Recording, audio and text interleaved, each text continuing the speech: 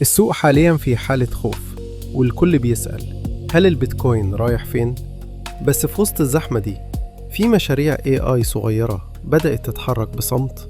النهاردة مش جاي أقولك اشتري ايه، جاي أوريك ليه المشاريع اللي زي لومكس بدأت تاخد انتباه السمارت ماني، وليه ندرة السبلاي هنا هي اللعبة الحقيقية.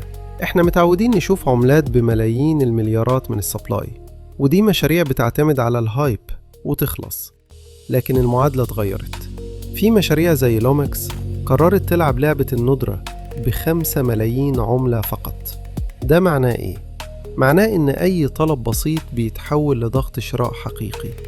السؤال اللي بسأله لنفسي، هل دي البنية التحتية للذكاء الاصطناعي محتاجها فعلا؟ اللي شدني في المشروع ده مش بس الأرقام، هي رؤية أدوات الذكاء الاصطناعي.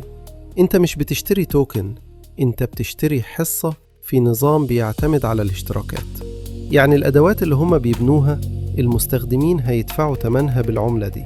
ده بيخلق طلب حقيقي ومستدام بعيداً عن التلاعب. دي مشاريع بتبني بنية تحتية مش مجرد شعارات.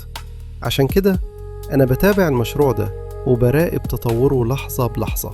مش بدعوك للشراء، بدعوك إنك تبحث وتفهم ليه المستثمرين بيبعدوا عن المشاريع الفيك وبيركزوا على مشاريع عندها يوتيليتي حقيقية زي دي. اللينكات كلها في الوصف، ادخل شوف الرود ماب، ولو ليك وجهة نظر تانية سيب لي تعليق تحت عشان نتناقش.